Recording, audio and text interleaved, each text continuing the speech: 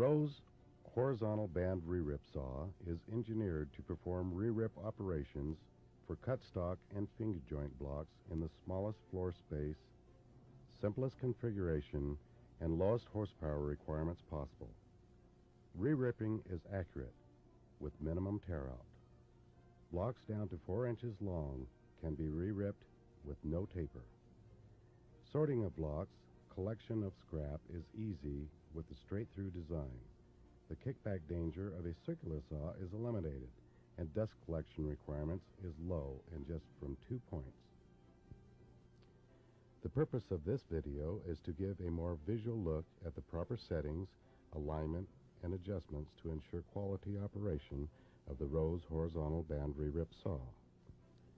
We will attempt in the following few minutes to point out the components covered in the operation instructions manual provided inside the electrical panel of each saw, as well as go through the steps for setup and operation. After the saw is placed in its proper location, it must be leveled using the leveling bolts provided on the feet of the machine. The band wheel shafts are the preferred leveling points, and care should be taken to avoid twisting the frame, as this will affect crossline as set at the factory. Crossline is the horizontal plane between the drive and idler wheel shafts. Strain should be applied to the blade to get an accurate measurement. The shafts should be as close to parallel as possible. Check this with a precision level on the shafts. Once crossline is correct, the saw may be anchored. Wheel face and blade levels should be checked after crossline is set. If the wheel face is not parallel to the shaft, contact the manufacturer for proper repair procedures. The guide system has been designed to maintain blade stability. Improperly set or worn guides will not allow the saw to provide desired accuracy. The saw guides are blade retaining type, made of graphite-filled phenolic blocks. There are 2 guides on each guide mount, and 1 guide mount for each lane, plus 1 at the driven end. There are also 3 back blocks that offer resistance to the blade backing off the wheels. The guides are aligned to center on the wheel faces to keep the blade in line, horizontally with the wheels. The guides must make lag contact both on top and bottom of the blade, and be level with the blade surface. Level may be obtained by loosening the level adjustment bolts and pivoting the guide mechanism in and out. Elevation is obtained by loosening the elevation blocking bolts and raising or lowering the guide blocks until light contact is made with the blade surface. Rotate the block mounting bar so both blocks make light contact with the band. Check that the machine is wired according to the provided electrical schematic and that no electrical conduit, wiring, or air lines prohibits removal of the bandsaw blade. The air safety switch is wired into the electrical panel at terminals 1 and 3 to prevent the saw from running without strain on the blade should loss of air pressure occur.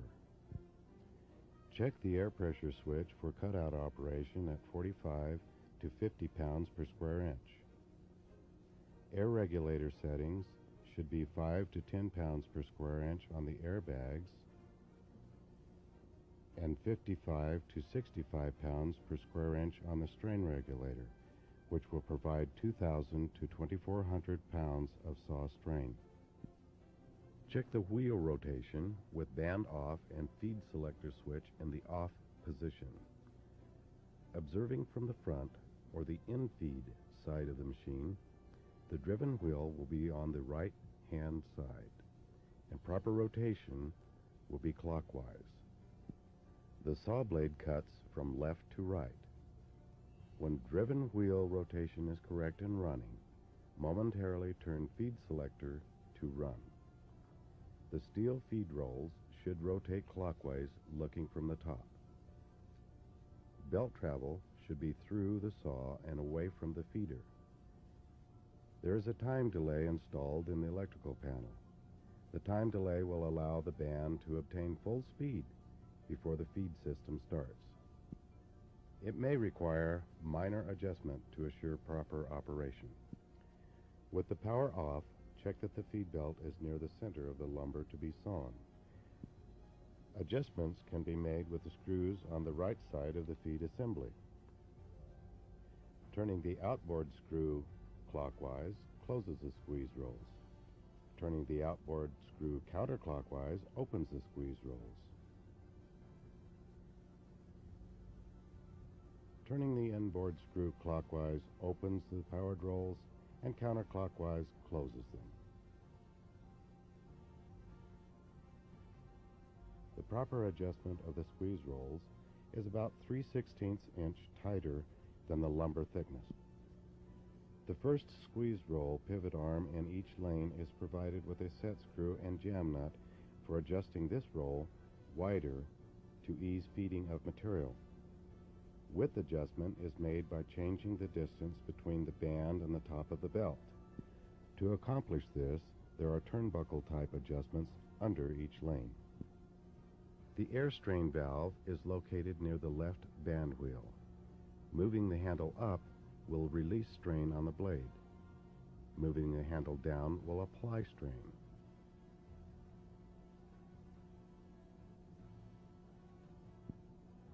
With the strain off, the blade may be placed on the wheels while being fed into the guides.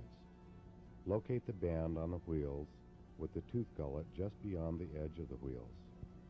This operation will require 2 people, and extreme care must be taken in the handling of the bands to prevent personal injury or band damage. Personnel should always wear gloves when handling bands. After the band is installed, turn the wheels by hand several revolutions to determine direction of track. The tracking handle is located near the band wheel shaft on the left end of the saw.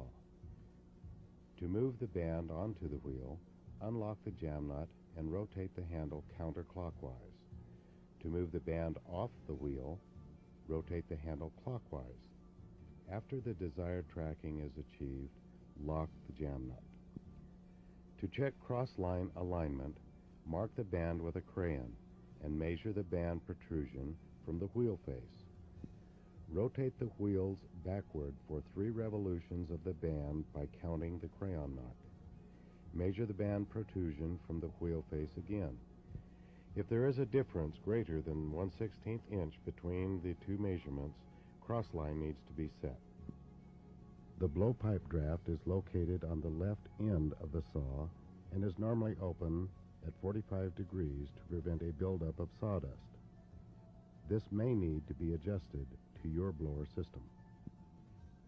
Always remember before starting your machine that this saw is not partial to wood products alone, so please be sure to close all doors and see that all guards are in place. Visually inspect band and feed areas for loose tools or items that may accidentally come in contact with the saw band. Remove electrical lockouts and turn power on. Turn feed selector switch to run. Pull start button to start the machine. After the saw has reached running speed, approximately 3 seconds, the feed will start automatically. Be sure band is tracking properly and adjust if necessary. The blade mist system may be adjusted by controlling the number of drops per minute as seen through the sight glass. Custom outfeed configurations can be provided.